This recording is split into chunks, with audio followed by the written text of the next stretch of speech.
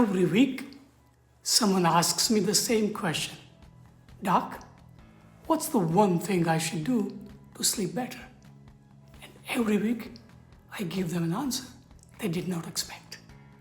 Because there isn't one thing, but there is a system.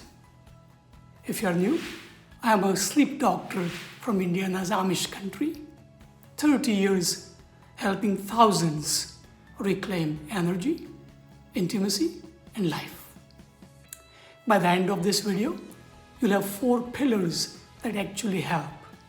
And at the end, I'll share the warning signs. That means it's time to see a physician. Why most sleep advice fail. Most sleep tips you see online are individually true but collectively useless. They are handed to you as a list with no context. Avoid screens before bed. Keep your room cool. Don't drink caffeine after 2 p.m. All true. But if you are not sleeping well, you don't need 40 tips. You need to know which 2 or 3 apply to your situations. So let me organize this properly. I'm going to give you 4 pillars on which you can put your sound sleep foundation. The first one is what my patients push back on the most. And then they call me 3 weeks later to tell me it worked, which is consistency beats everything.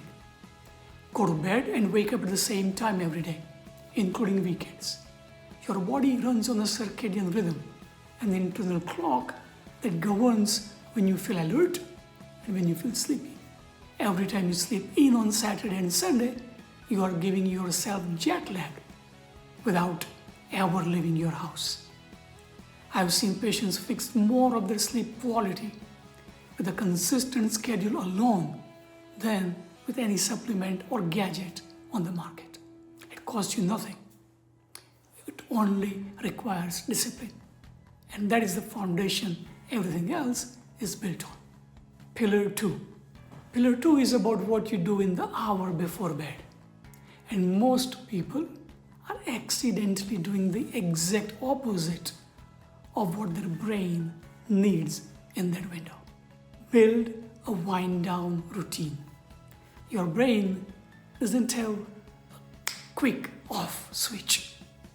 It has a dimmer.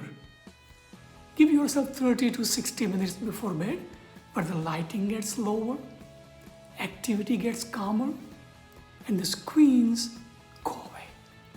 The blue light from the phones and laptops, as you know, suppresses melatonin, the hormone that signals to your brain that it's nighttime.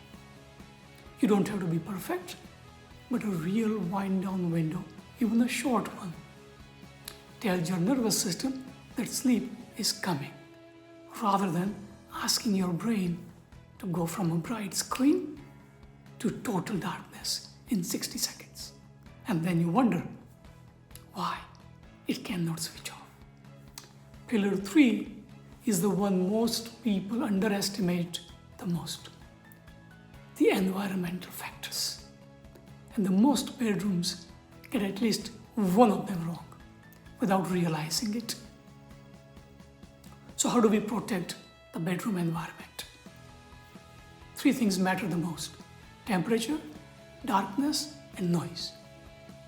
Most people sleep best in a room on the cooler side, mid-60s Fahrenheit, because your core body temperature naturally drops as you fall asleep, and a warm room works against that. Darkness matters because even small amount of light interferes with melatonin production. Blackout curtains, sleep masks are inexpensive fixes. And for noise, consistency matters more than silence. A steady white noise machine often helps more than dead quiet because it masks sudden disruptions instead of leaving you exposed to every car door and every dog bark at 3 a.m. Pillar 4 is hiding in plain sight in most people's daily routine. I would estimate it's quietly undermining sleep for more than half the people watching this video. What you put in your body is the 4th pillar. Caffeine has a longer half-life than most people realize. That 3 p.m. cup of coffee can still have meaningful levels in your blood level at 9 p.m. And alcohol is the trickiest one. It makes you fall asleep faster, but it fragments your sleep later in the night. And it suppresses the REM sleep, the dreaming stage of sleep necessary for executive function and leadership.